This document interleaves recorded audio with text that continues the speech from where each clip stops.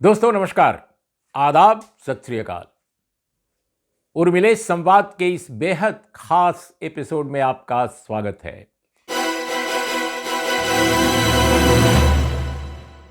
अभी तेलंगाना में केंद्र में जो सत्ताधारी पार्टी है यानी भारतीय जनता पार्टी, वो प्रचार के दौरान लगातार ऐलान कर रही है कि इस बार अगर सत्ता में वो आए तेलंगाना में तो एक ओबीसी को वो मुख्यमंत्री बनाएंगे, यानी बैकवर्ड कम्युनिटी के व्यक्ति को मुख्यमंत्री बनाएंगे। ये प्रचारित हो रहा है। कई ऐसे प्रदेश हैं देश के, और केंद्र में तो आप जानते ही हैं कि ओबीसी पृष्ठभूमि के नरेंद्र मोदी जी भारत के प्रधानमंत्री हैं, और ओबीसी होने का उन्होंने 2014 से पहले यानी 2012-13 में काफ़ी उनकी पार्टी ने प्रचार किया। स्वयं मोदी जी कहा करते थे, इतना ज़्यादा ओबीसी का प्रचार हुआ कि ऐसा लगा कि जब वो प्रधानमंत्री बनेंगे तो ओबीसी के प्रति जो ऐतिहासिक अन्याय अगर हुआ भी कभी है इस देश में, और जो हुआ है, तो एससी एसटी के साथ, ओबीसी के साथ लगातार अन्याय होता रहा है, तो वो बिल्कुल ख़त्म हो जाएगा। बिल्कुल सामाजिक न्याय की एक व्यवस्था स्थापित हो जाएगी, इस कदर प्रचारित किया गया। लेकिन दोस्तों, हमारे पास एक ऐसा ठोस सरकारी आंकड़ा सामने आया है जो बताता है कि ओबीसी पृष्ठभूमि से आए प्रधानमंत्री जी के लगभग 9 साल के, शायद उससे भी ज़्यादा, ये जो राज अब तक कंटिन्यू कर रहा है, उसमें क्या प्रगति है एससी एसटी और ओबीसी की। इसका एक बड़ा जो झरोखा है वो प्रशासनिक सेवाओं में उनकी नियुक्तियां हैं, उनका रिप्रेजेंटेशन है, वो कितना है, क्या बढ़ा है, घटा है, स्थिर है, क्या स्थिति है। हम दोस्तों, सबसे पहले तो मैं पार्लियामेंट ऑफ इंडिया में अपर हाउस में इस आशय का सवाल पूछने वाले केरल के सांसद जॉन ब्रिटास को मैं बधाई दूंगा कि जॉन ब्रिटास ने अगर ये सवाल न पूछा होता तो इतना ठोस सरकारी आंकड़ा हमारे सामने न आता। आंकड़े फिर भी मिल जाते, लेकिन इतना ठोस और प्रामाणिक आंकड़ा शायद नहीं मिलता। जॉन ब्रिटास ने अतारांकित अनस्टार्ड क्वेश्चन उनका था, और ये 23 मार्च 2023 को इसका आंसर दिया जाना था। जॉन ब्रिटास ने पूछा कि इस वक्त जो भारत में जो प्रशासनिक सेवाएं हैं, आईएएस, आईपीएस, आईएफएस वगैरह की, उसके बारे में उन्होंने एक डेटा मांगा कि भाई सरकार के पास क्या आंकड़ा है इसका। और प्रधानमंत्री जी से वह सवाल पूछा, क्योंकि प्रधानमंत्री जी ही कार्मिक और प्रशासनिक जो सुधार है, लोक शिकायत विभाग है, इसके प्रभारी हैं, यानी प्रधानमंत्री के तहत ही वो विभाग होता है। इसका जवाब जो एमओएस हैं, केंद्रीय राज्य मंत्री, उन्हीं मंत्रालयों से संबंधित कार्मिक और लोक शिकायत मंत्रालय के, उन्होंने जवाब दिया। दोस्तों, रिवीलिंग, सचमुच रिवीलिंग आंकड़े सामने आए हैं। अब आपको मैं बता दूं कि उन 2018 से 2022, इनफैक्ट 2014 से 2017 के आंकड़े नहीं उपलब्ध हैं, लेकिन 2018 से 2022 के बीच जो आंकड़े आए हैं वो हैरतअंगेज हैं, रहस्योद्घाटक हैं। ओबीसी पृष्ठभूमि के प्राइम मिनिस्टर के राज में, अब आप देखिए आंकड़ा, एससी कम्युनिटी को 7.65% जो है रिप्रेजेंटेशन मिला है भारत की प्रशासनिक सेवाओं में, आईएएस, आईपीएस और आईएफएस में। एसटी को मिला है 3.80। ओबीसी को कितना मिला है? ओबीसी को मिला है 15.92%। 15.92%। अब आपको बता दूं कोटा क्या कहता है। आरक्षण के हिसाब से ओबीसी का कोटा 27% है प्रशासनिक सेवाओं में। मिला कितना है? 15.92%। किस ईयर में मिला है? 2018 से 22 के बीच में। एससी को कितना मिला है? 15% इनको मिलना चाहिए। मिला कितना है? 7.65%। एसटी को मिलना कितना चाहिए? 7.5%। मिला कितना है? 3.80%। यह 2018 से 2022 के बीच का आंकड़ा है आईएएस, आईपीएस, आईएफएस का। आखिर जो सीटें कंफर्म हैं कि ये आरक्षित हैं, उसमें ये उम्मीदवार क्यों नहीं आ पा रहे हैं? क्या भारत सरकार के पास इसका कोई जवाब है? इसके अलावा दोस्तों, यानी कुल जो रिजर्वेशन अगर जोड़ लिया जाए ओबीसी का, एससी का और एसटी का, तो 49.5% का पड़ता है रिजर्वेशन। तीनों समुदायों को मिलाकर कुल कितना मिला है? 18 से 22 के बीच में 27.37%, यानी जितना ओबीसी को मिलना चाहिए था उतना एससी, एसटी और ओबीसी को मिलाकर लगभग उतना मिला है। 0.37% का फर्क है। यानी समूचे एससी, एसटी, ओबीसी की आबादी को, जो भारत का माना जाता है कि 80% से ज्यादा होगा या कम से कम 80% होगा, उसको समेट दिया गया है 27.37% पर। इसका क्या मतलब हुआ? इसका मतलब कि जिन 15% जो लोग माने जाते हैं, जो बिहार सरकार ने जो जाति का आंकड़ा सामने लाया है, भारत सरकार पूरा ला दे, जनगणना करा दे, नई जनगणना में जातिवार संख्या आ जाए तो और ज्यादा उजागर हो जाएगा। लेकिन हम मान कर चलते हैं कि भारत में अगर अपर कास्ट की जो परसेंटेज है टोटल 15% मान लिया, तो 15% लोगों को जो सीटें मिली हैं आईएएस, आईएफएस और आईपीएस में इस अवधि में 72.63%, 72.63% मिली हैं। यह आंकड़ा यह साबित करता है।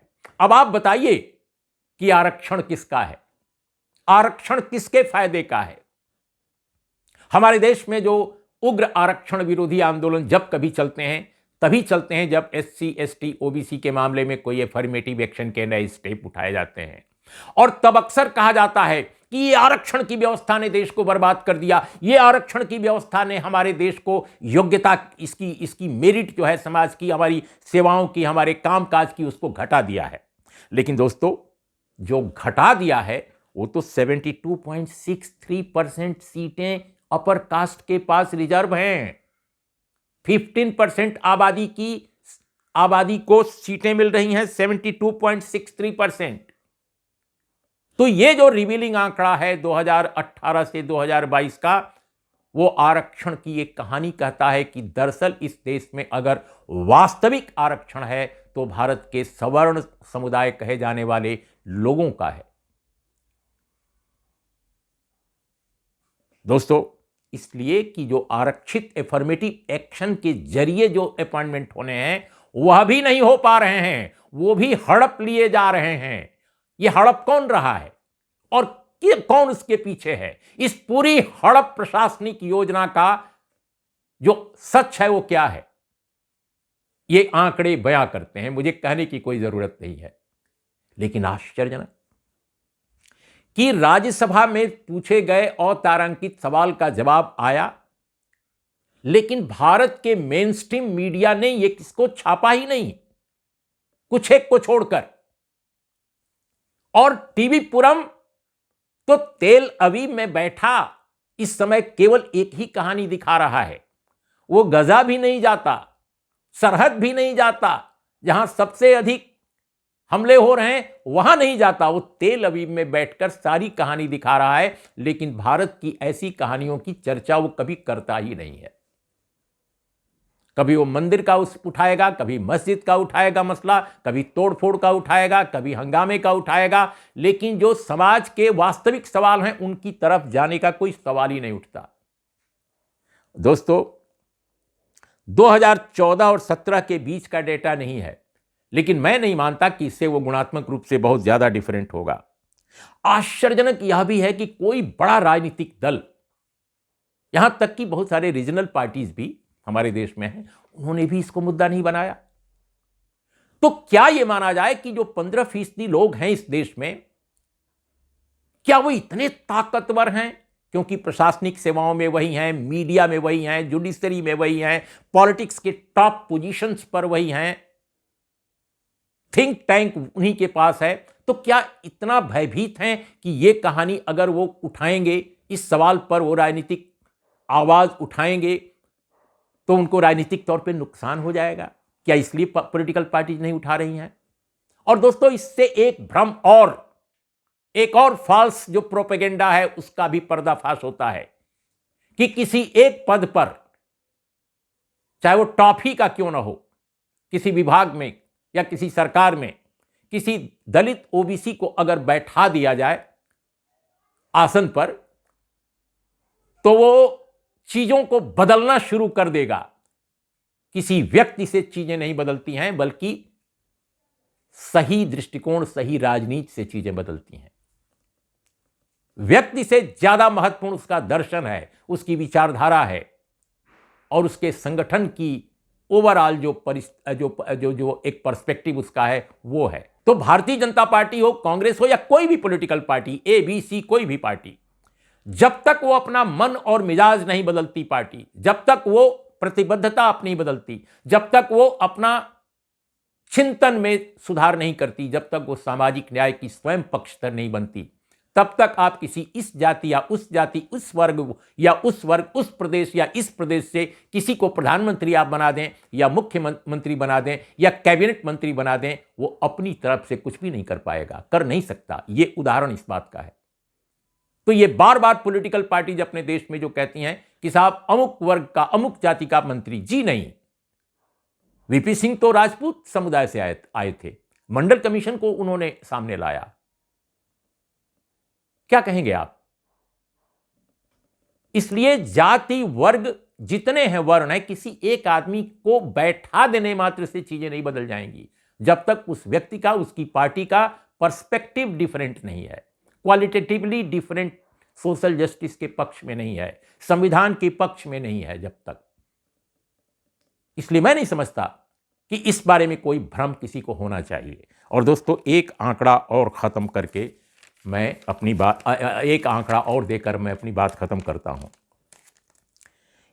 एक अन्य जवाब में पता चला, एक दूसरा जो जवाब, कि 89 सचिव जो भारत सरकार में हैं टोटल, उसमें 85 सवर्ण समाज से हैं, अपर कास्ट हिंदू जो, या जो भी आप कह लीजिए।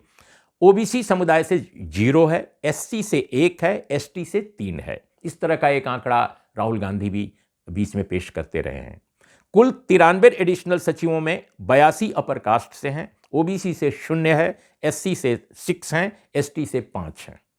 कुल 275 ज्वाइंट सेक्रेटरीज में 234 का आंकड़ा अपर कास्ट का मिला है, ओबीसी का 19, एससी का 13, एसटी का 9, ये आंकड़ा आया है। इसमें अगर कोई छोटी मोटी गलती हो, उस करेक्शन के लिए हम तैयार हैं, लेकिन जो डेटा हमें मिला है मुझे लगता है प्रामाणिक है। और दोस्तों, एक बड़ी दिलचस्प बात आपको मैं बताऊं, इसे भी बताना ज़रूरी है और इसको हम अपने इस कार्यक्रम के आखिर में पेश कर रहे हैं कि 2018 में टोटल जो अपॉइंटमेंट्स थे आईएएस, आईपीएस और आईएफएस के 906 थे, और इसमें एससी 68 आए, एसटी 31 आए, ओबीसी 134 आए। इसी तरह से 2019, 20, 2021, 2022 सबके आंकड़े मेरे पास हैं, और टोटल जो आईएएस, आईपीएस, आईएफएस जो इन 5 वर्षों में अपॉइंट किए गए वो 4365 किए गए। इसमें एससी 334, एसटी 166 और ओबीसी 695। ये आंकड़ा बनता है क्रमशः एससी का 7.65, 3.8 एसटी का और 15.92% ओबीसी का। सो ये है आरक्षण की असलियत, कि जो आरक्षित परसेंटेज है समाज के उत्पीड़ित समुदायों का, पिछड़े समुदायों का, उनको 5 वर्षों में वह भी नहीं मिला। तो देखते रहिए दोस्तों उर्मिले संवाद, बहुत सारे रहस्य उद्घाटक तथ्यों की रोशनी में, बहुत सारे जो फैक्ट्स हैं, जो आंकड़े हैं, उनकी रोशनी में हम सच की पड़ताल करते हैं। आप हमारा चैनल देखना ना भूलें, शेयर करें, सब्सक्राइब करें और अपने दोस्तों और मित्रों को ज़रूर बताएं कि वे इस चैनल को क्यों देखना उनको चाहिए। नमस्कार, आदाब, सत श्री अकाल।